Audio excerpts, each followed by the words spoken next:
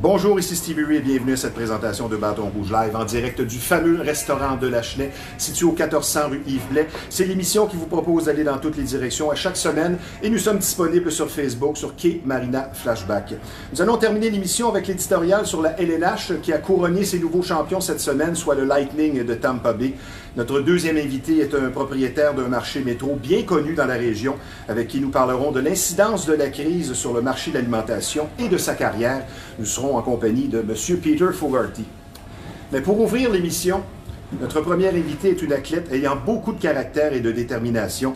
Elle est d'un commerce agréable et comme vous serez à même de le constater, elle est bien articulée et passionnée de sa profession. Voici donc une combattante professionnelle en MMA. Je vous présente l'énergique Corinne Laframboise. Bonjour Corinne. Bonjour Steve, ça va bien? Ça va bien toi? Yes, super. Première question évidemment, comment ça va avec tout ce qui se passe? Bon, moi de mon côté, ça va, tout dépendant comment tu vois la situation. Hein? Ben, moi, ça va super bien. Oui. Yes. Est-ce que tu préfères que je te vous voie? Parce que moi, je veux pas de problème avec toi. Je vais tout faire ce qu'il faut. OK. À l'extérieur de l'octogone, je suis sympathique. Okay. T'as pas ben, c'est ce que j'ai constaté, mais tu m'as rassuré en me disant que si tu avais un problème, tu aimais mieux étouffer que d'assommer. Tu vois? Fait que, tu t'en rends pas compte. Bon. Si on revient à nos moutons, la crise de la COVID, comment tu la vis personnellement? Parce que c'est sûr que ça affecte les sports de combat. Quel est ton point de vue là-dessus? Mais à ce jour, aujourd'hui, on est un peu mieux situé. Je veux dire, ils n'ont pas fermé les gyms en tant que tel, mais il y a eu un moment donné où est-ce qu'il fallait être plus original pour les entraînements, par exemple. Tu t'es bien débrouillé? Tu es resté, comme on dit en bon québécois, en shape? Oui, oui, ça... Game shape? Prête à un combat, non? Game shape, c'est un 12-15 livres de moins que ce que j'ai là. Oui? Je peux te demander à combien tu t'es battu la dernière fois? 125 livres la dernière fois, oui. Donc là, tu pèses plus? Oh, là, j'étais à 142, 143. Pas de problème à parler de ça. Ça donne un bon coup de poing encore plus fort à 140. Exact. Exactement. On va parler un petit peu de ta base en arts martiaux, parce que en arts martiaux, je veux dire, à 27 ans, tu as connu le Jiu-Jitsu, tu m'as dit en premier, ou c'était à 24 ans? 24 ans. Okay. Jiu-Jitsu brésilien. Ça, tu l'as pratiqué longtemps. Qu'est-ce qui t'a amené jusqu'au sport de combat, justement? Ben, ça fait... en fait, j'ai un background en gymnastique. Oui. Moi, j'ai toujours été active dans la vie.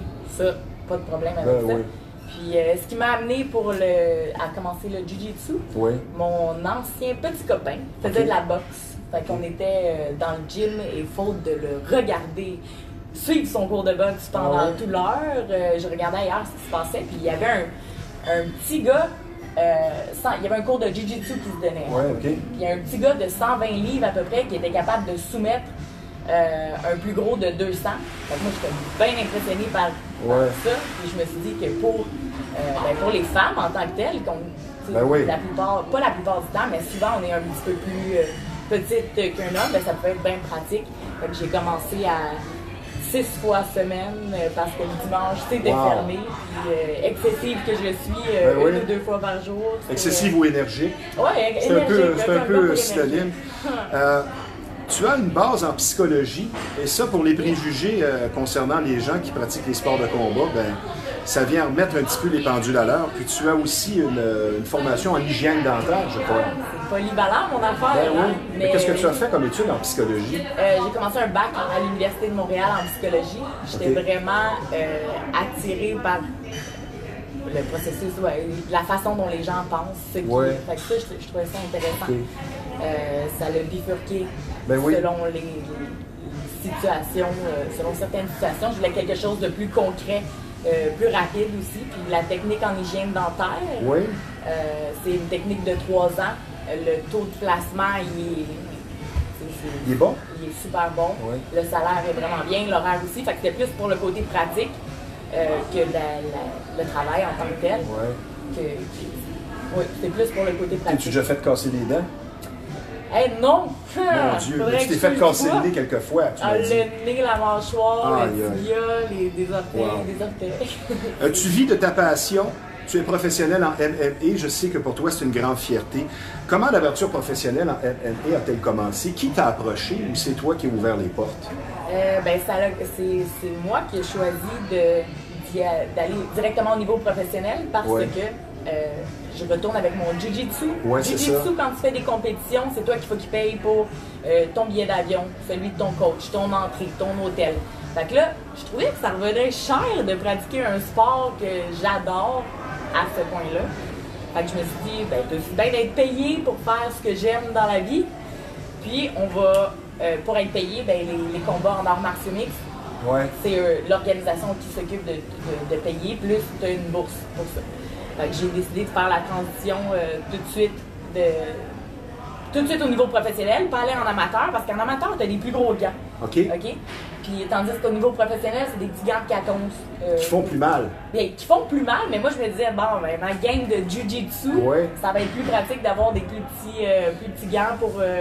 Fait que direct en professionnel. Pourquoi pas la boxe et pourquoi pas, parce que je sais que tu ne pratiques pas le hockey pour les filles, ni la balle, tout ce sont des sports de combat, mais pourquoi pas la boxe? Pourquoi pas la boxe? Parce que ma game, c'est le Jiu-Jitsu brésilien, c'est ce que j'adore au sol. Ou la boxe, c'est pas assez violent? Ben, c'est différent. Jiu-Jitsu, c'est tout ce qui est étranglement, clé de bras, toute articulation peut plier jusqu'à un certain point de l'autre côté. Puis tandis que c'est toutes des soumissions. Tu soumets ton adversaire, tu décides, c'est lui qui décide d'abandonner quand il n'est plus capable. C'est ça.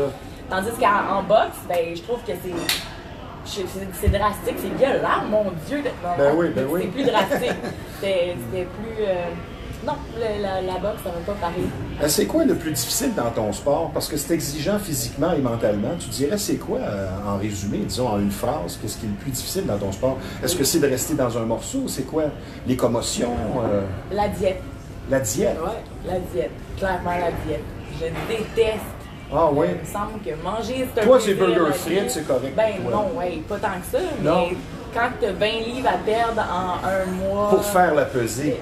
Pour faire la pesée. C'est ça. Le contrat auquel tu as signé le poids. 125 livres aujourd'hui, mais je me suis déjà battue à 115 livres. Quand tu en pèses 145, 140 dans la vie tous les jours... Il faut que tu perdes ça quand même assez rapidement. Ouais. Je veux dire, tu n'as pas beaucoup de poids à perdre, là. Je veux dire... Que du muscle? Non, ben presque, tu sais. Non, fait que cette partie-là, c'est la partie la plus désagréable. Puis je suis sûre qu'il y en a beaucoup qui s'adonnent à être d'accord avec ça. Combien de commotions tu as faites jusqu'ici qui sont même bien souvent comme au hockey non diagnostiquées? Tu dirais, là, as-tu des maux de tête, exemple? Non, je te dirais que combien de commotions, mettons une clairement que je me rappelle après le knock-out de mon deuxième combat. Le premier combat au Canada ici, sauf que le deuxième combat, ça, je sais clairement, j'ai perdu par KO. Ouais. Puis là-dessus. C'était un hockey, là. Ben, TKO, oui. C'est vraiment. C'est le terme de distance. Fait que, là, je sais que j'ai fait une commotion parce que j'essayais, mettons, de me réentraîner. Ça me tentait pas de prendre un temps fort. Oui, mal de tête. Perte d'appétit, puis ainsi de suite. Non. Non, pas nécessairement. Celle-là, non. Fait que je te dirais que j'en ai une fois où est-ce que je suis consciente que j'ai eu une commotion. Sinon, pour les autres fois, ben, on prend plus de précautions. Mettons, les sparring, moi puis un de mes coachs, moi puis mon coach, on n'est pas d'accord, mais on fait pas de sparring violent. C'est juste du touch sparring, light sparring. Fait que tu places une mise en situation où fait qu'il n'y a pas vraiment d'impact à longueur de semaine. Ou ben, je sais pas si ça me nuit ou je sais pas si ça m'avantage, mais je sais qu'à long terme, je vais être capable de parler et de marcher encore à la fin de ma carrière. C'est encourageant.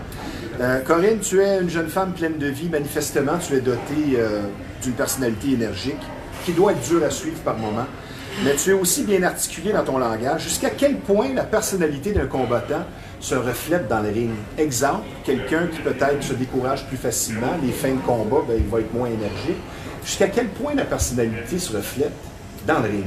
Hey, c'est une bonne question. Ben, ça doit... Parce que c'est sûr que ça joue. Oui. Je veux dire, tu sais, on dit toujours, et je crois que tu vas être d'accord avec moi, que c'est plus souvent qu'autrement, que ce soit dans une bagarre de rue ou dans un ring, l'agresseur va gagner.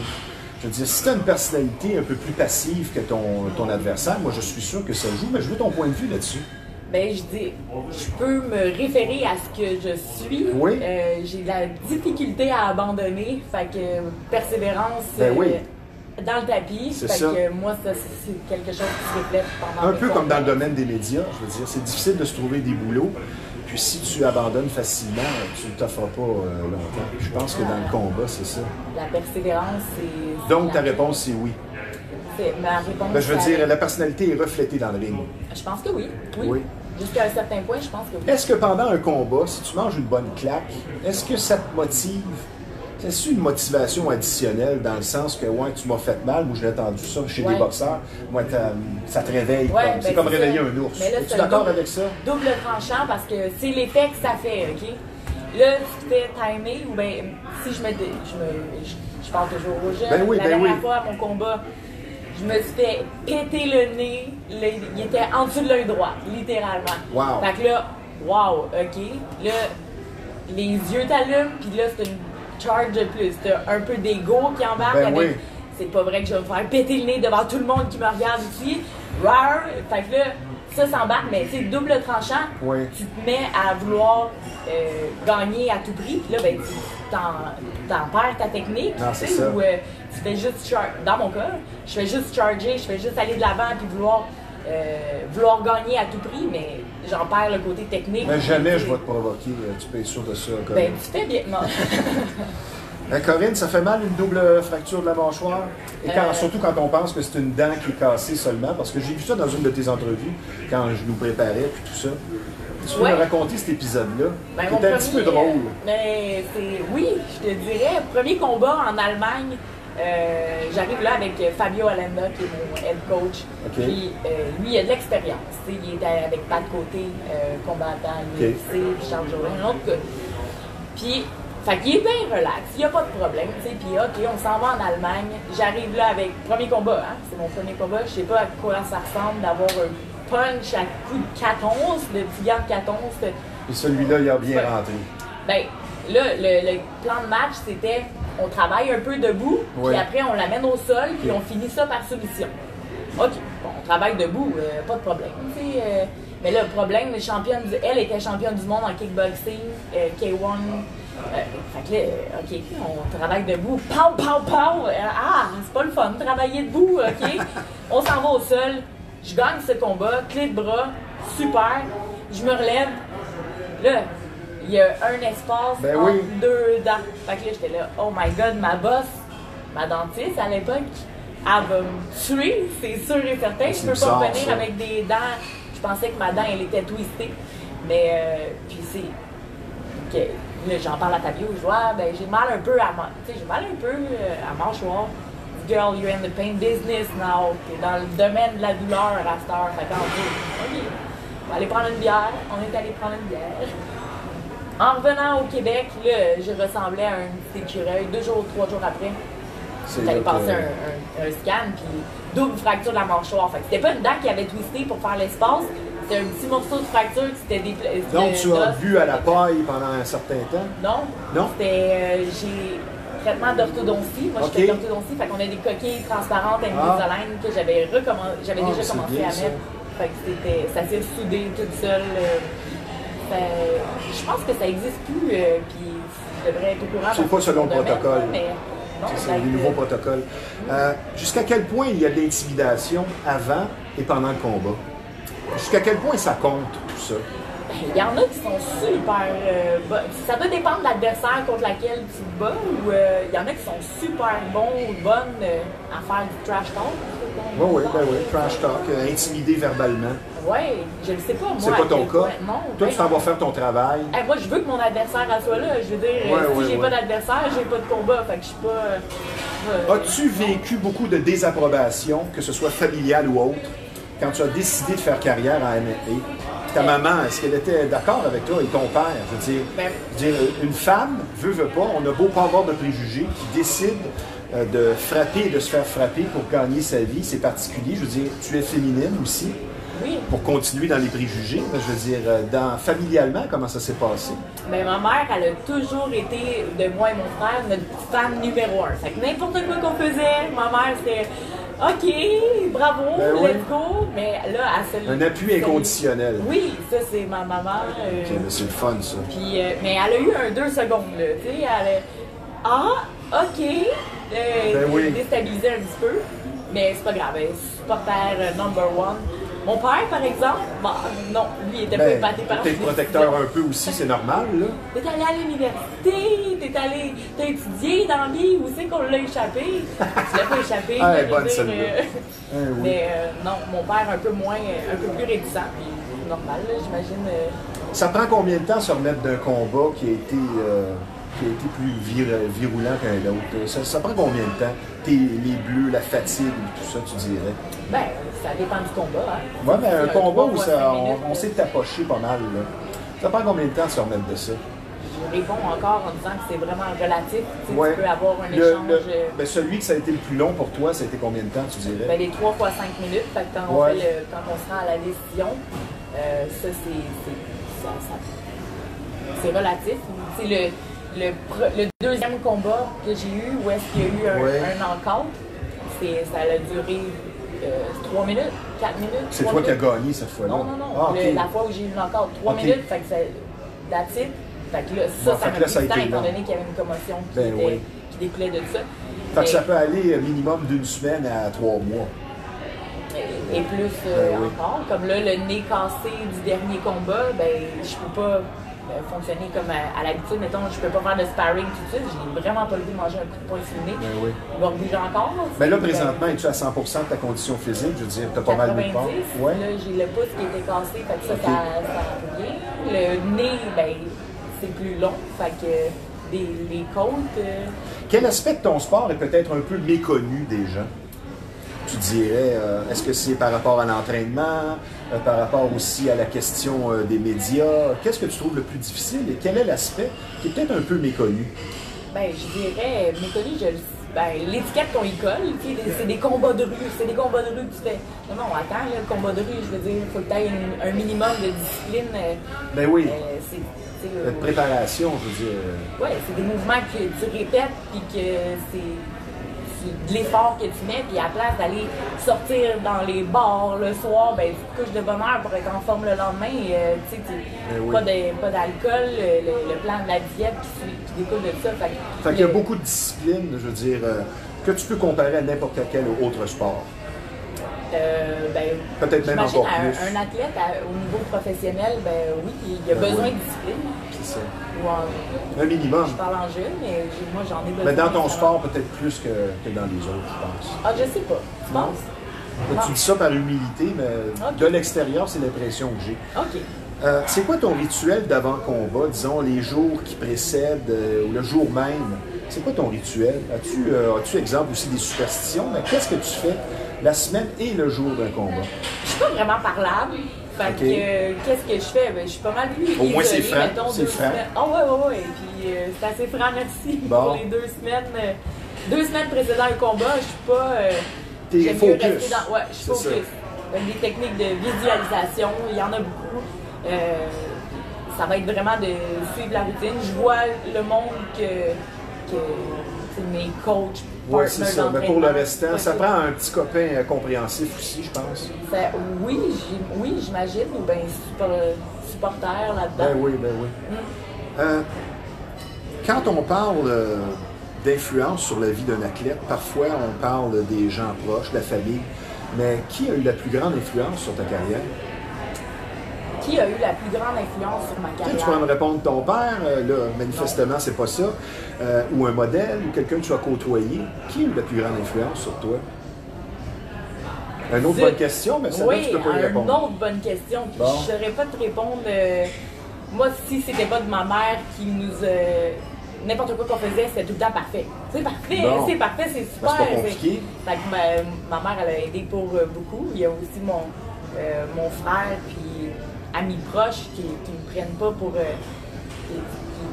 me ramènent la tête me passe encore dans le cadrage de porte à cause d'eux autres. Là, c'est ça. Fait que j'irais cercle d'amis proches, puis ma maman. Yes. Qui va sûrement être à l'écoute. Si tu n'aimes pas la face de ton adversaire, est-ce que ça aide? Non, ça l'aide pas. Ça m'est arrivé. Arrivé. Parce que ça te sort de ton plan de match? T'as l'ego qui embarque là-dedans, puis c'est moins bon pour focusser sur la technique. Fait que non, ça l'aide moi, pas j'aime ta de... réponse. Non, moi, ça m'aide pas, en tout cas. Avant un combat, quelle pensée t'anime? Exemple, est-ce que c'est toi contre le monde entier?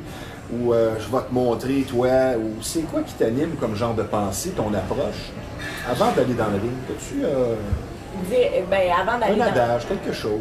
Ben, je veux gagner. Oui, ça c'est sûr. C'est ce qui m'approche comme pensée. Oui. Je vais gagner par tous les moyens, je ne vais pas abandonner, puis je vais faire... Prête à tout pour gagner. Ouais. Mais nous allons prendre une pause, Corinne. On vient avec des questions peut-être un petit peu plus personnelles. Vous êtes amateur de chasse et de pêche, l'endroit pour vous, c'est Performance Chasse et Pêche, un endroit qui porte bien son nom, situé au 303 Notre-Dame à Repentigny. Une entreprise qui a beaucoup d'expérience, ça fait déjà 23 ans, ce très beau magasin à Pignon-sur-Rue. Une bonne réputation, c'est tout simplement le numéro 1 de la Rive-Nord quand on parle de conseils et de bas prix. Allez voir le propriétaire et gérant François au 303 Notre-Dame. Performance Chasse et Pêche, là où la passion se vit à chaque saison. Maintenant, je vais vous parler d'un gym qui offre ambiance et compétences, soit TriStar Gym, une très belle salle de musculation. On peut pratiquer tous les sports de combat sur place, beaucoup d'expérience. On va répondre à vos besoins. Et quand on parle d'expérience, coach Yves Jabouin, qui est propriétaire à 31 combats MMA en carrière. Donc, TriStar Gym, ambiance et compétences, situé au 530 Notre-Dame à Repentigny. Quelles sont les qualités indispensables d'un bon combattant, autant physiquement que mentalement? La persévérance. Je pense qu'il ne faut pas que tu aies peur de l'échec, même si...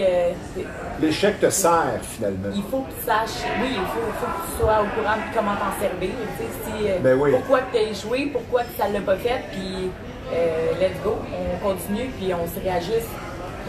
Persévérance, puis... C'est quand la pire claque que tu as mangée, que ce soit l'entraînement? Est-ce que c'est dans ton combat numéro 2 quand tu as été knocké, c'est cette fois-là? Définitif, ça c'était une tiré une leçon de ça? Ouais. Je revenais de l'Allemagne avec ma victoire, par soumission armbar au premier round, super. Fait que là, j'invite toute la planète au complet à venir me voir au Canada pour une nouvelle organisation avec laquelle je signe, TKO. Fait que s'il y a plus de... Il y a plus de 100 personnes qui viennent me voir là-bas. Il y a la télé sur UFC Fight Pass. Go! Non. Knock-out au premier round. Allô! Ça, c'est... Oui, ça te place, tu sais, comme... OK. Est-ce qu'on rencontre chez les femmes le même cliché traditionnel que chez les hommes? Que les bons boxeurs, ce sont des gens qui ont eu la vie difficile? Manifestement aussi, je veux dire, la boxe ou le sport de combat, c'est pas pour les poupounes qui se font les ongles. Là. Je veux dire, on va laisser faire les préjugés, mais c'est ça. Est-ce que c'est la même chose pour les femmes, que ce sont des personnes souvent qui ont eu la vie difficile? Style Rocky, tu sais, comme on voit à la boxe. Préjugés, poupounes qui se font les ongles. Ouais, ben, tu te fais les ongles, je me fais les ongles, mais tu ne voudrais pas faire dire que tu es une poupoune. Ben, poupoune, non, c'est péjoratif, poupoune. Ben, oui, mais je te dis qu'est-ce que les gens pensent, tu sais, par rapport aux préjugés. Okay. Je veux dire, parce que tu es vu sûrement parfois comme spécial, tu sais. Je veux dire, tu gagnes ta vie en MMA et tu es une femme, c'est spécial. C'est moins commun. Tu le vis, je veux dire. Mais toi, tu t'en fais une fierté. Ben, pourquoi pas? Moi, je suis une athlète à même titre que le gars ben va oui, être athlète pour faire... Moi, c'est ce que je pense, tu sais. OK. Non, c'est pas... J'ai pas ce préjugé-là. Ben non, pas du tout. Comment... Toi, tu parlais de discipline tantôt. Je disais, tu as des défauts comme tout le monde. Tu m'as parlé du vin et du gin. Oui. Est-ce que tu permets de boire... à partir de quand tu arrêtes de boire avant un combat? 2 mois avant un combat. 2 mois, là, il n'y a plus rien. Non. Ouais. Aucune sortie nocturne, il n'y a pas rien. Ben, c'est l'entraînement tôt le matin, quoi. Le COVID time, il y a ben, c'est sûr, non, mais je veux dire, on oublie la COVID, là, tu sais. Il n'y a pas de... Sortir, il faudrait que l'événement soit spécial, la fête de quelqu'un, parce que je sais que ben oui. C'est plate. Je trouve ça plate de me coucher à 3 h du matin, d'être amoché le lendemain, puis je manque mon entraînement, je manque des jours de... Ça t'est déjà arrivé? De me coucher à 3 h du matin? Non, mais de faire peut-être un petit peu trop la fiesta. Bon, puis de t'en vouloir après, de dire, mon Dieu, j'étais à 2 semaines du combat, exemple, ben, je devrais pas. Ah, ben non, wow, non, pas à 2 semaines. Pas ça serait okay. Mais oui, à ça 3 m'est déjà mois, arrivé. Oui. En dehors, à l'extérieur des camps d'entraînement. Ça veut dire que la fête commence après le combat. Si tu es en Allemagne, comme tu disais tantôt, ben là, on va se permettre. Elle commençait moins forte avec la mâchoire cassée, mais oui, le party après le combat. Tu as une fiche de 5-4, 1 KO, 2 soumissions. Moi, je veux qu'on parle un peu de la soumission. Des 2 soumissions?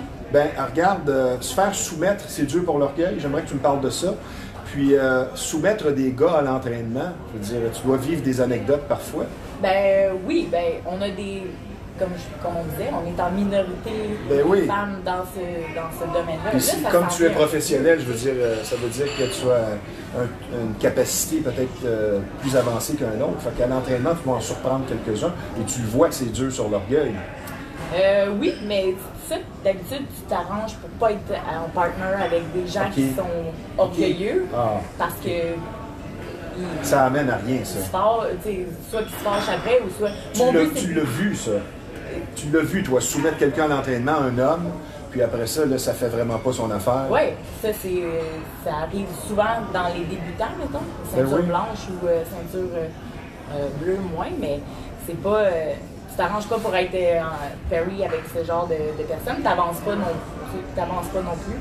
On est là pour s'aider à... As-tu eu à remettre, que ce soit dans un bar, une situation, as-tu eu à remettre à sa place des hommes trop entreprenants ou des hommes impolis dans l'entourage? C'est-tu arrivé, ça? Non. Non? Tu dis, hey, fais attention, moi, je suis capable de me battre, par exemple. Ça, c'est jamais arrivé? Non. Non? Que tu arrives à un point où là, tu dois mettre ton pied à terre. Ça, c'est pas arrivé. Ça arrive pas. OK. Non. Quel est ton plus beau moment dans ta carrière MMA? Un seul moment, tu dis ça, là, c'est le 5 minutes ou le 24 heures qui va toujours, je vais emmener ça dans la tombe jusqu'à mon dernier souffle. C'était vraiment mon plus beau moment, tu dirais quoi? Toutes tes compétitions puis hors martial mixte confondues? Ben, en MMA, depuis que tu es professionnel. OK, parce que je dirais que quand j'ai gagné les championnats du monde à Abu Dhabi en jiu-jitsu brésilien, ça, le feeling, il est parfait. Il est parfait. En plus, j'avais tout donné. Ça faisait 3 fois de suite que je faisais les qualificatifs ici pour me classer, pour pouvoir aller à Abu Dhabi, que j'ai perdu. Médaille de bronze, médaille d'argent, médaille d'argent. Fait que j'ai décidé de payer le billet d'avion pour y aller moi-même. Puis, j'ai gagné là-bas, c'est le feeling. C'est le fun, c'est sûr. Sûrement avec tous les accomplissements qui viennent. C'est comme la Coupe Stanley pour toi. Ah, ça c'était bien. Ça, le feeling était bon. On va aller dans une section un peu plus personnelle et drôle. Est-ce que c'est difficile de rencontrer un homme, tu vois un beau garçon, mais tu te rends compte à un moment donné qu'il n'est pas à l'aise ou même intimidé par rapport à ta profession? Est-ce que c'est arrivé, ça? Parce que je veux dire, ça prend un certain type d'homme pour sortir avec un certain type de femme comme toi. Ben, tu me dirais quoi là-dessus? S'il est intimidé ben, par ça moi, bon. ça sera pas le bon, exactement. Parce que j'ai été 10 ans en relation avec mon ancien petit copain. Puis, il était petit? Non, il était normal, là, mon normal petit copain. Mon normal ancien. Puis il me soutenait vraiment quand je partais en compétition. Il venait avec moi, il était vraiment supporter number one, puis on était un beau partnership. Là, fait que je recherche la même chose, quelqu'un qui va pas être justement intimidé. Parce que tu as beau mesurer 6 pieds 3 et peser 180 livres, que c'est entre les deux oreilles que ça se passe. Exactement. Fait que, oui, à longueur de journée dans le gym, ben t'en as des beaux gars, c'est sûr et certain. Mais qui sont... La confiance en soi, là, ça joue pour beaucoup. C'est ça qui va faire que tu n'es pas déstabilisé de sortir avec quelqu'un qui... Et c'est la confiance en soi aussi qui est une des très grandes qualités importantes chez un combattant, une combattante. Oui, je pense que... si tu commences à douter alors que tu es dans le ring, t'es mal parti, hein? Ça va pas bien. Non. On va parler maintenant un petit peu de ta thérapie. Oui. Soit la moto. Yes. Parce que pour reprendre ton expression, tu as une bibite à moteur, tu aimes l'adrénaline, tu carbures à ça, tu dégages beaucoup d'énergie et tu en veux. Je veux dire, tu as fait du parachute. Parle-moi de ces deux passions-là qui t'aident beaucoup, comme tu me disais en pré-entrevue. Mais les parachutes, oui, ça, j'ai fait ça une seule fois, mais j'ai vraiment adoré le rush d'adrénaline qui vient C'était pour un défi personnel, quoi? C'était, oui, j'avais le goût d'essayer ça. Ça, puis sauter en bungee, il manque sur ma liste, to-do list. Bon, ben ça s'en vient. Mais sinon, ma thérapie, j'appelle ça de la thérapie parce qu'en moto, tu peux pas jouer avec ton cellulaire, tu peux pas penser à autre chose qu'à être focus sur la route. Il y en a qui font du cellulaire pareil à moto. Hey boy, hein? Fouf! Faudrait... Non, je m'avais dit, je vais prendre des notes, mais non, pas là-dessus. Mais tu décroches vraiment. T'es libre, j'adore ça. Ouais. Ça là, tu possèdes une moto aussi? J'ai un commanditaire de moto oui, Cycle City, qui me loue une moto que je veux. Tu nous as parlé de ta maman, qui a eu beaucoup d'influence sur toi. Il n'était pas question pour toi de faire du ballet, donc tu t'es dirigé vers la gymnastique étant jeune. On parlait de ton degré d'énergie tantôt. C'est sûr que tu vas être dur à suivre pour l'entourage. Et quand tu étais jeune, parle-moi de ce que ta mère a dû faire pour essayer de trouver la voie pour toi.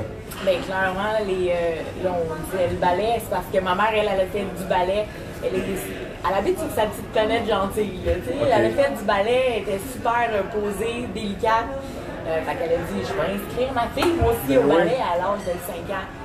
J'ai fait 3 cours, puis après, j'ai déchiqueté mes chaussons, j'ai coupé mes chaussons pour être sûre qu'elle me renvoie pas là. Jamais, je veux vraiment pas ça. Fait que là, on a trouvé quelque chose de plus dynamique. Fait que la gymnastique, ça, j'ai accroché la gymnastique. Là. Fallait que ça bouge, tu sais. Mon père, lui, comprenait pas trop le fonctionnement de Corinne qui bouge pas mal trop. Fait que, j'ai proposé à un moment donné peut-être de la médication pour calmer le Ritalin. Ou, oui. Ma mère a dit jamais, on va payer plus pour qu'elle fasse du sport, puis on va... fait que je faisais 9 à 12 heures de gymnastique par semaine, puis ça a bien... je pense que ça t'a aidé athlétiquement. Oui. Parce que tu pratiques un sport de façon professionnelle qui est très exigeant physiquement. On va terminer avec la section questions rafales. Yes. Tu réponds par un mot ou une phrase. Okay. Quelles sont tes blessures en carrière les plus importantes? Mâchoire, nez, tibia. Cassé. Cassé, oui. Est-ce que c'est difficile de se remettre d'une défaite parfois? Oui. Sur le plan de l'orgueil, c'est ça? Tout dépendant de la défaite, mais oui, c'est difficile. Tu te remets en question. Mais tant mieux si tu te remets en question, ça veut dire que tu es capable de trouver, d'avancer là-dedans. Mais oui, c'est difficile de se remettre d'une défaite. Est-ce qu'on peut dire que le mot-clé pour un combattant, c'est la confiance en soi? Oui, l'humilité. Avant toute chose, oui, c'est relié un peu.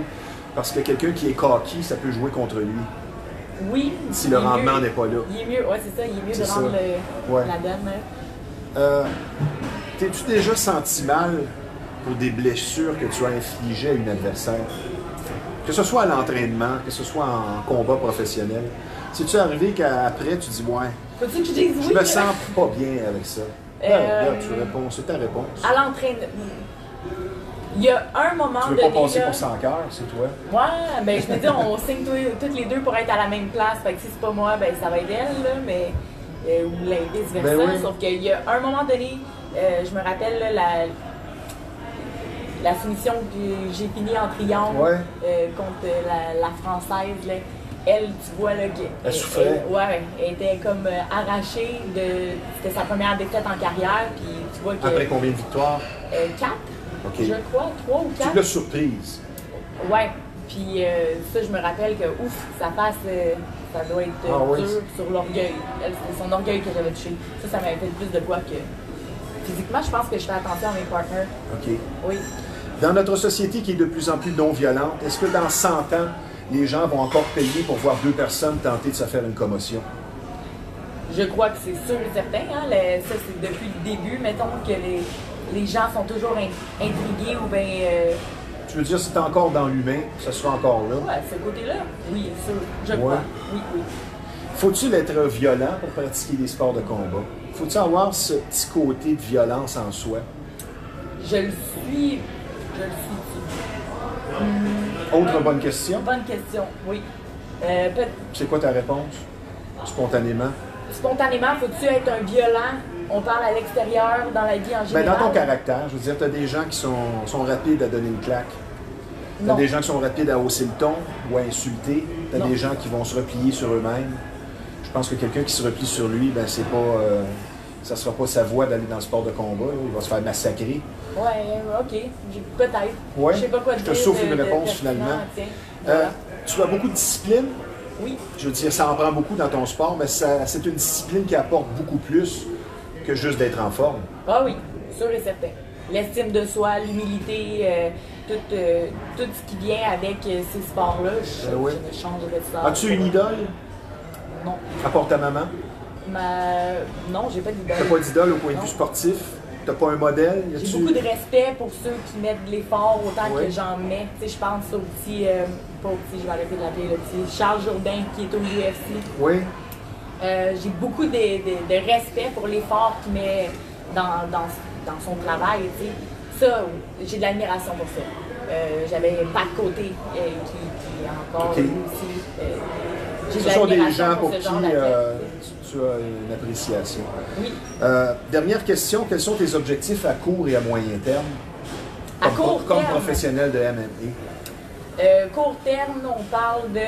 en tant que professionnel de MMA. Ouais. Fait que court terme, je me remets de mes blessures, on retourne en camp d'entraînement. Si tout va bien là, avec le COVID et tout. Disons qu'on se fait un bon scénario. Là. Oui, ben à la mi-novembre, je me suis register pour les championnats du monde à Abu Dhabi. Fait que mi-novembre à Abu Dhabi en Jiu-Jitsu. Au mois de janvier, je retourne à Abu Dhabi où est-ce que mon organisation est pour les combats UAE Warriors. Puis ça, c'est donc, on se revoit en décembre. On se revoit en décembre avec mon verre. Vous venez nous raconter ça, oui. Yes. Ton verre d'eau est juste là. Oui. Et à moyen terme, as-tu d'autres objectifs? Des fois, est-ce que tu te dis, moi, l'an prochain ou dans 2 ans, c'est ce que je vise ou quoi que ce soit? Moyen terme, l'organisation UAE Warriors met en jeu une ceinture de championnat pour les femmes 125 livres. Okay. Donc, à moyen terme et long terme, je m'en vais chercher cette ceinture et je rentre au UFC. Ben, je te la souhaite. Je te remercie pour ta disponibilité, ta gentillesse. Tu démontres beaucoup de professionnalisme. Tu as une personnalité attachante et je te souhaite beaucoup de succès dans tes futurs combats et dans tes entreprises. Et on va se revoir, Corinne. Merci de ta présence. Merci beaucoup. Je suis certain que les gens vont apprécier. Merci. Non, c'est pas vrai. Merci. Merci, Corinne. Je vous rappelle que nous sommes en direct du Bâton Rouge de la Lachenay, l'endroit imbattable quand on parle de bons repas. L'atmosphère est chaleureuse, rien de mieux qu'un délicieux steak cuit à votre goût. Mais n'oubliez pas, il n'y a pas que la viande rouge ici, le menu est complet. C'est un restaurant de choix situé au 1400 rue Yves Blais, à Terrebonne. Maintenant, la situation, comme vous le savez, pour la COVID, à partir de demain, le 29, il y a le take-out et la livraison. Le numéro de téléphone, c'est le 450-581-1888. Nous sommes situés au 1400 rue Yves Blais, à Terrebonne. Maintenant, vous allez être traité avec une grande compréhension et beaucoup de sérieux, parce que c'est un phénomène qui est très difficile. Si vous vivez une infestation, vous aurez compris qu'on parle de bébé. La solution, c'est Rive-Nord Extermination, 35 ans d'expérience, une entreprise familiale très sérieuse, un service personnalisé. Pour la solution, je vous donne le numéro de téléphone dans le 450, qui est le 582-6706. Rive-Nord Extermination, la solution. Maintenant, avec notre deuxième invité, nous allons parler du marché de l'alimentation et de l'incidence de la crise. Il est bien placé pour en parler puisque propriétaire du marché métro de Charlemagne et dans l'industrie depuis des décennies. Je vous présente donc un homme sympathique et apprécié dans son milieu, Monsieur l'épicier Peter Fogarty. Bonjour Peter. Bonjour, ça va bien? Ça va bien toi? Très bien. Peter, moi d'entrée de jeu, il y a quelque chose que vous m'avez dit en pré-entrevue et ça m'a marqué. Ça fait 47 ans que vous êtes dans la business, mais vous avez gravi tous les échelons à partir d'emballeur jusqu'à propriétaire. Oui. Ça fait un long parcours. Ça veut dire que quelqu'un dans l'épicerie ne commencera pas à dire à Peter comment ça marche. C'est surtout le respect que tu attires de tes employés. J'ai commencé 47 ans, 48 ans même, comme emballeur aux caisses en faisant mes études au collège. Et j'ai fait tout dans une épicerie, emballeur, laver les salles de bain, casser les boîtes de carton la nuit, pacter du stock, commis de fruits et légumes. Et on ne voit pas ça souvent. C'est ça. Puis je dis souvent à mes employés, j'ai pas hérité de mon commerce, je l'ai gagné à travailler énormément, à faire plus que la moyenne de 40 heures par semaine, me faire des 60-70 heures par semaine. Et mettre de l'argent de côté pour un jour, on ne sait pas, tu arrêtes une première maison, une deuxième maison. C'est ce que j'allais vous demander. Je veux dire, si vous avez commencé comme emballeur, c'est que vous êtes un homme économe aussi pour arriver à se payer un commerce. Économe, peut-être pas, parce qu'un grand vendeur, c'est un grand dépenseur. Bon. Mais c'est franc, c'est la vérité. Sauf que oui, il faut que tu fasses des économies aussi. Et j'en ai fait. J'ai fait des sacrifices. Mais je pense que où j'ai fait plus l'argent, c'est dans l'immobilier. Fait que c'est ça qui m'a fait le tremplin pour être capable d'acheter une épicerie. Puis écoute, ça fait que j'ai commencé aussi à petite échelle. De 39 ans, j'ai parti ma première fruiterie. Une petite fruiterie de quartier dans le... À Charlemagne? Non, à Montréal, c'est la rue Jean-Talon, dans le quartier italien à l'époque.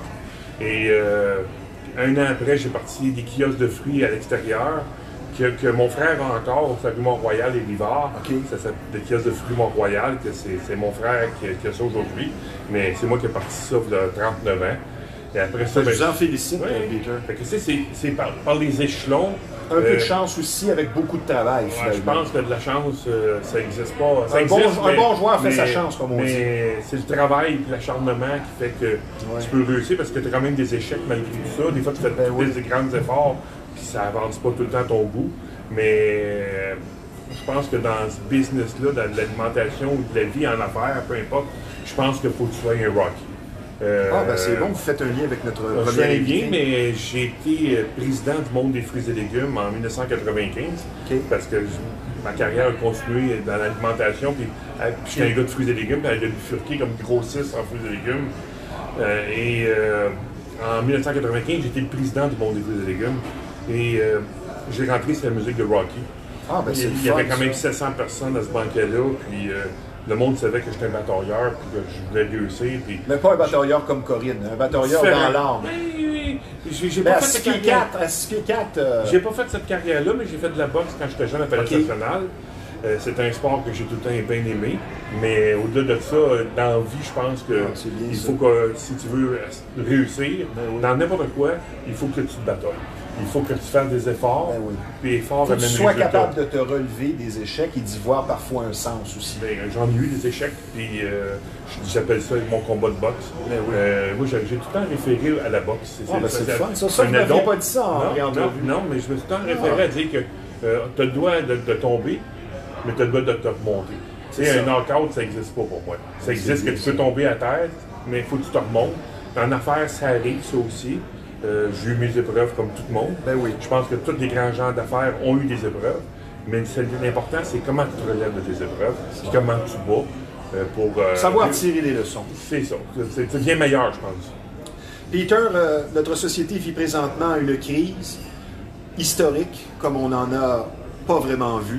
Je veux dire, c'est quoi l'incidence réelle sur le terrain dans le marché de l'alimentation? Parce qu'on a parlé, vous et moi, là, que c'est difficile de trouver des employés. La PCU, finalement, c'est un couteau à double tranchant. J'aimerais entendre votre point de vue là-dessus. Premièrement, c'est sûr que quand c'est arrivé le 12 mars, ça a chambardé tout le monde dans l'alimentation. Parce que le 12 mars, quand ils ont annoncé qu'ils fermaient tout le monde, tout le monde s'est garoché à l'épicerie parce qu'on voyait la fin du monde. C'est ça. On savait pas ce qui se passait, donc papier de toilette, farine, les pâtes, qu'est-ce qui se conserve à long terme. Le monde faisait des commandes majestueuses. C'était incroyable. Aujourd'hui, ça s'est quand même replacé. Oui, c'est quand même mieux que d'habitude parce que les gens ont changé des habitudes. Sur quel aspect c'est le plus difficile? C'est le personnel. Pour le marché de l'alimentation. Présentement, c'est la marchandise, avoir la marchandise, parce qu'il y a beaucoup d'entreprises qui nous fournissent la marchandise que le COVID est chez eux aussi. Donc, moins d'employés. Exemple, on avait une item cette semaine, je ne vais pas nommer la compagnie, mais qui nous rendent des tartes. Il n'y avait quasiment pas de variété parce qu'il n'y a pas d'employés pour faire des tartes. Autant dans une autre compagnie de pudding qui nous rendent des puddings. Mais qu'est-ce qui nous guette? Est-ce qu'on peut se ramasser? Là, ça, c'est la peur des gens, spécialement au début de la crise, de manquer de denrées. Est-ce que ça peut arriver, ça? Je ne croirais pas. Écoute, tout peut arriver dans le mais je veux dire, au point où on en est. Au point qu'on en est, qu'est-ce qu'on voit de la pandémie? Je ne pense pas que ça arrive. Pas en tout. La marchandise, on va en avoir, mais il peut manquer des variétés. Des choses qu'à cause que l'employeur a 500 employés d'habitude, là, il y en a 300.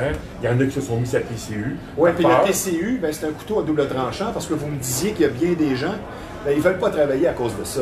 Ils ont le choix d'avoir le 2000 par mois ou de venir travailler dans une épicerie qu'on sait que c'est pas là les salaires à 35$ malheureusement.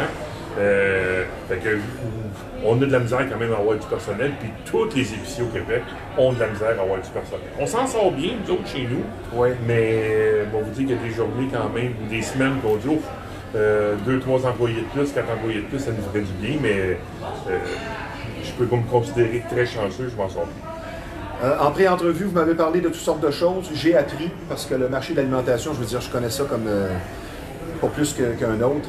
Vous m'avez parlé que c'est le climat qui finalement fait le prix des légumes. Bien, ça, c'est sûr que c'est l'offre et la demande. La production, s'il fait un beau soleil pendant comme cette année, c'est favorable. Oui, il y a eu une belle saison, mais il a manqué de pluie un peu. Mais il y a eu quand même des producteurs aujourd'hui qui sont bien installés avec des systèmes d'irrigation. Mais on a eu de l'abondance. On a vendu la romaine à 2,88 $. Ben oui. Écoute, ça fait longtemps. Ça fait longtemps qu'on n'a pas vu ça. Fait que, puis, même chose qu'aux États-Unis, le marché dépend de la température en Floride, en Californie, l'échange d'argent. Oui, ça, vous m'en avez parlé également. L'échange d'argent, quand elle était au père, là, 9 ans, c'est ça. Puis aujourd'hui, elle est à 1,37 à matin. Ça vient compliquer les choses. Ça vient monter un prix, ton prix. Puis il y a des fois, ça ne change pas grand-chose. Fait que c'est ça, c'est parce qu'il peut y avoir une abondance de melons d'eau en Floride. Il faut qu'ils shippent, fait que l'échange ne change pas grand-chose. Ils te font des prix incroyables parce qu'il faut qu'ils sortent du melon d'eau. Puis toi, la température est belle cet été, mais tu vas en vendre. Mais s'il arrive une semaine comme cette semaine, la semaine passée, tu as acheté des melons d'eau, il a fait beau toute la semaine passée. Cette semaine, c'est une semaine de pluie. Ça me tente moins de manger des melons d'eau. On a parlé, vous et moi, des produits québécois. Vous étiez déjà en longueur d'avance parce que ça fait partie de vos priorités. Vous étiez à l'avant-garde. Comment ça se comporte? Comment ça se passe présentement pour le marché du produit québécois? Est-ce que la COVID est venue finalement aider plus ou moins que vous auriez pensé? Aider plus. Moi, je pense que ça a aidé les producteurs ou les gens qui produisent les produits du Québec. Ceux qui étaient inconscients ou insouciants d'encourager les produits québécois, ils n'ont pas eu le choix avec ce qui se passe avec le COVID. De tout le monde en parle, le gouvernement, encourager les producteurs du Québec, tout ça. Dans mon cas, moi, comme homme d'affaires, j'ai été grossiste en fruits et légumes pendant 20 ans au marché central, où on était des spécialistes du Québec. Fait que c'était dans ma vocation à moi de travailler les produits du Québec. C'est même pas de la politique, c'est d'encourager les producteurs locaux.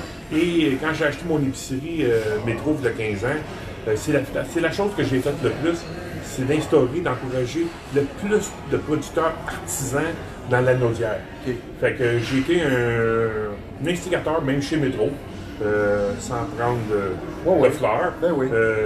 Chez moi, je suis à mon épicerie, des cochons sans façon, des petites confitures de Rivet, peu importe les petits produits. Si j'ai un meuble des produits du terroir, je déborde de produits québécois dans mon magasin qui encouragent les gens de tout partout dans le Québec, mais c'est sûr que la Naudière est dans mon cœur. Félicite. Oui, je suis bien fier de ça.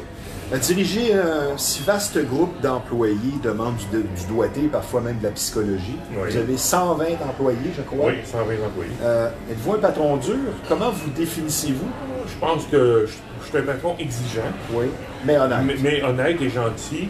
Il n'y a pas un matin, quand je rentre dans mon épicerie, j'avais un rendez-vous avec toi à 8h30, puis tu arrives à 8h, puis moi j'arrive à 8h, mettons, ce matin-là, ben tu vas attendre ta demi-heure parce que je fais mon tour de magasin tous les matins, c'est mes employés, tous les matins.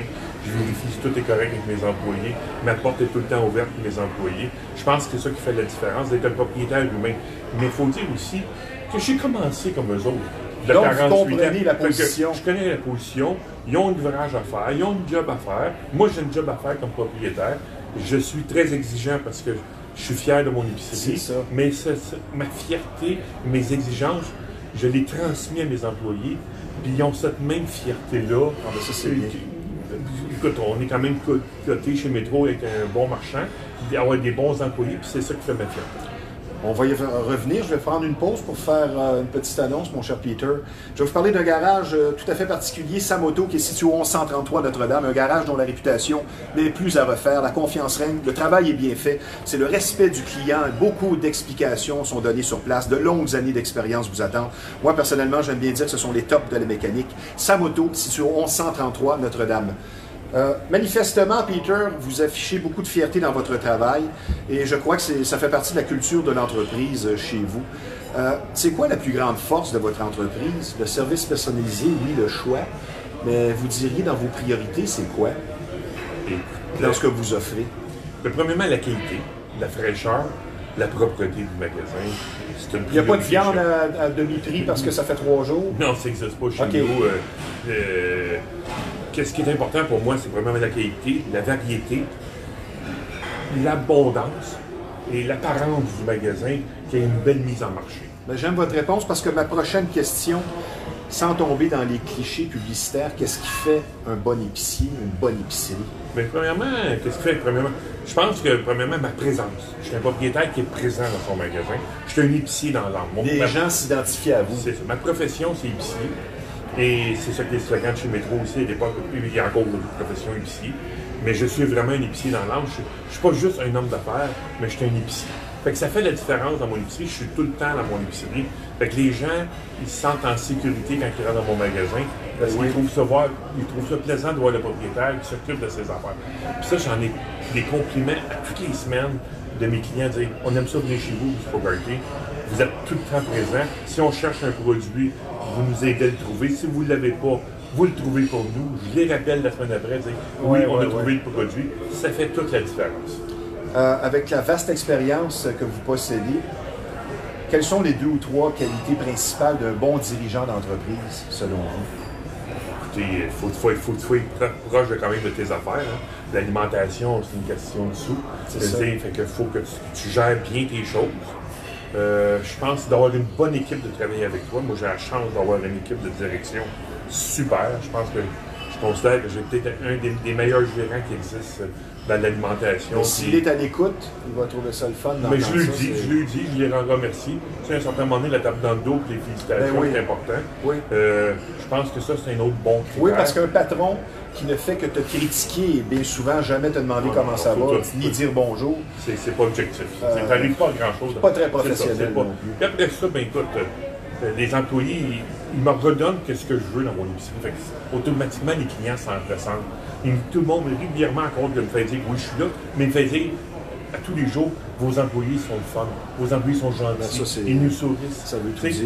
Mais on a aussi une formation qu'on fait à nos employés quand ils travaillent chez nous, le service Fogarty, ça s'appelle, c'est une carte. Ils disent, on cherche un produit, ça. C'est quoi le plus gratifiant dans toutes vos fonctions, vous diriez, en une phrase? Moi, ce qui me gratifie le plus, là, c'est mes clients. Ouais. C'est la gentillesse de mes clients qui sont fiers de me parler de mon épicerie. C'est un retour sur investissement, de la façon que vous faites ça aussi. Oui, mais moi, là, c'est comme ma paye. Tu sais, je sais pas combien de clients qui me disent à tous les semaines, il faut Fogarty, c'est le fun, vous êtes là, vous êtes présents, vous occupez de nous. On aime ça venir ici parce que, même depuis le COVID, on est très, très, très. On a tout le temps été très, très rigoureux. C'est ça. On n'a jamais lâché, nous autres, la petite personne dans l'entrée, les plexiglas. J'ai mis une télévision, une ligne d'attente, de passer en caisse 2, passer en caisse 3. C'est bien ça. Fait que, j'ai tout le temps protégé autant mes employés que mes clients. C'est apprécié des employés, parce que tu as besoin de tes employés pour gagner de vie, puis tu as besoin de tes clients pour gagner de vie. Quelle leçon vous tirez collectivement, vous diriez, en une phrase de la crise du COVID? Quelle est la leçon que nous devrions tous tirer? Écoute, la leçon, c'est quelque chose d'inimaginable qui s'est passé. C'est dans le monde entier. T'sais. Comment prévoir ça, une affaire comme ça? Je pense que la leçon qu'il y a, c'est dans le futur, je pense que ils vont se souvenir de ça. Peut-être qu'on ne verra pas ça avant 30 ans, 40 ans, mais il va falloir qu'il reste des choses, un peu comparable à la guerre. Oui, c'est ça. Les masques, les vaccins, mais ça va être quoi la prochaine pandémie qu'on va avoir? Je n'ai pas la boule de cristal, tu ne l'as pas non plus, on ne sait pas ce qui va se passer. La seule affaire, il faut juste bien la gérer. Je pense que présentement, c'est bien géré.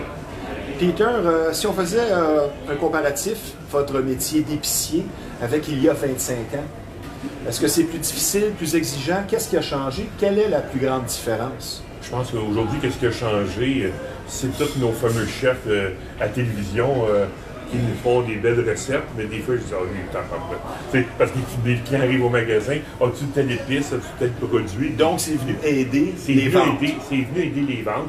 Ça a fait un développement de raffinement, d'avoir le goût de cuisiner. Tu sais, avant, le goût de cuisiner, on parle de 40 ans, un pâté chinois, un cigare au chou, des piments farcis. C'est ça notre nourriture, mais aujourd'hui.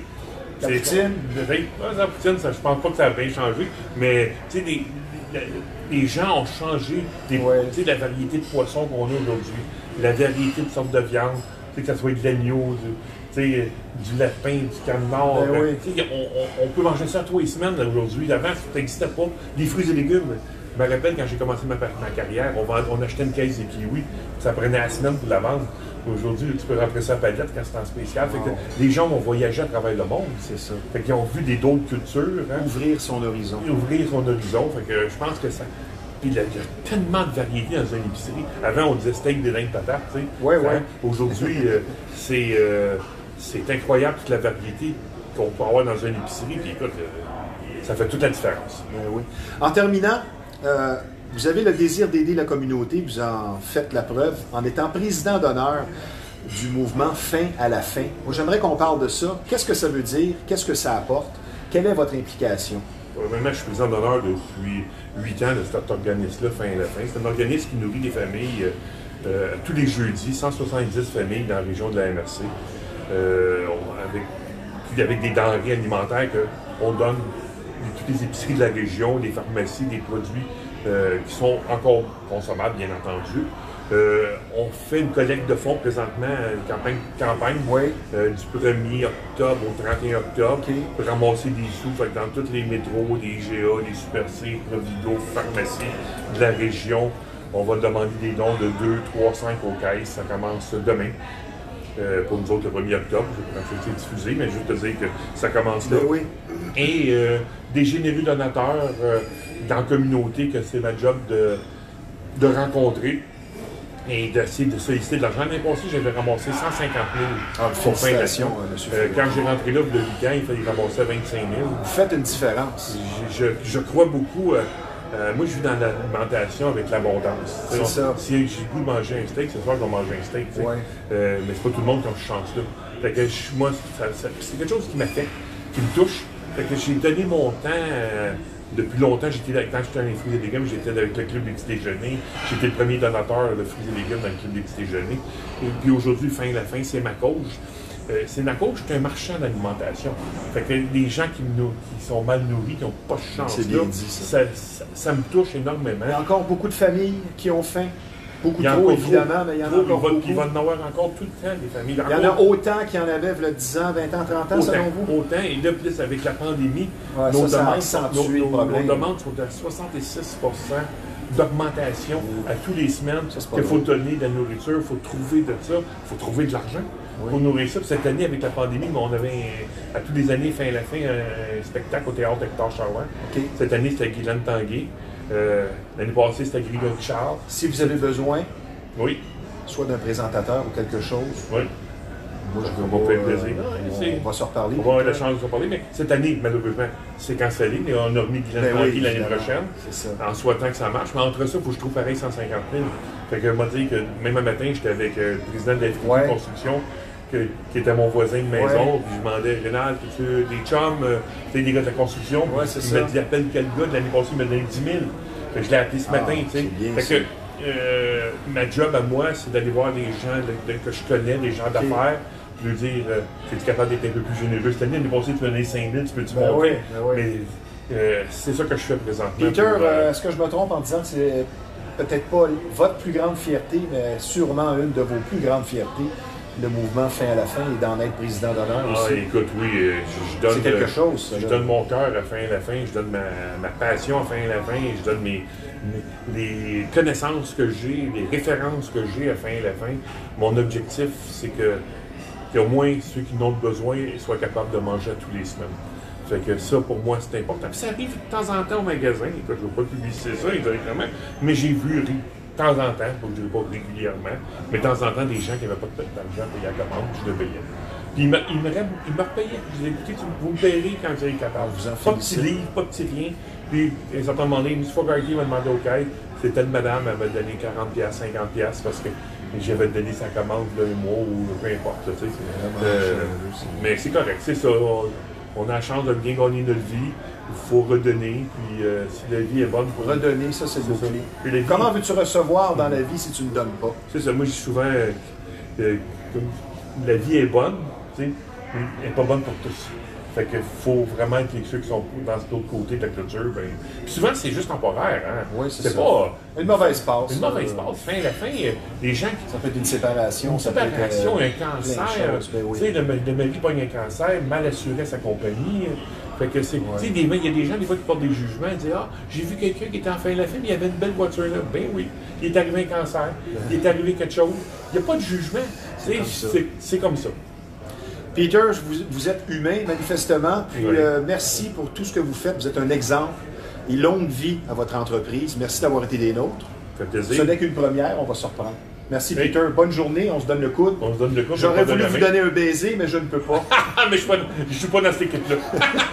Merci, Peter. Hey, merci, t'es bien fin. Vous aimez les vieux systèmes de son, vous ne savez pas où aller. Je vous recommande un endroit surprenant. Vous allez être reçu avec beaucoup de courtoisie, de professionnalisme. Et pour faire un retour dans le temps, pensez qu'on est en 1995 ou 1989. C'est l'endroit tout désigné pour vous. Je vous parle du centre de liquidation audio usagé. On aime bien dire vintage. Beaucoup d'équipements sur place, de qualité. Évidemment, pour du résidentiel commercial, vous ouvrez un bar, un restaurant, même si ce n'est pas tellement le temps présentement, une boutique, c'est surprenant ce que vous allez trouver. C'est pas dur à trouver non plus comme endroit, c'est situé dans le complexe de la Marina de Repentigny, au 358 Notre-Dame. Les réparations sont faites sur place. Je vous donne le numéro de téléphone du centre de liquidation audio usagé. Dans le 450, c'est le 654-6849. N'oubliez pas les trois mots magiques qui reviennent à la mode avec ce deuxième confinement. Comment ça va? Appelez un ami. Vous allez semer un brin d'optimisme et de joie et prouver que vous êtes un véritable ami. Parce que comment ça va, ça ne coûte pas cher, mais ce sont des mots magiques. Maintenant, on va terminer avec peut-être un dernier éditorial avant un certain temps pour le hockey. On va parler de Julien Brisebois qui a bâti une équipe très belle, vraiment une équipe avec une attaque explosive. La Ligue nationale qui a couronné ses champions cette semaine, soit le Lightning de Tampa Bay.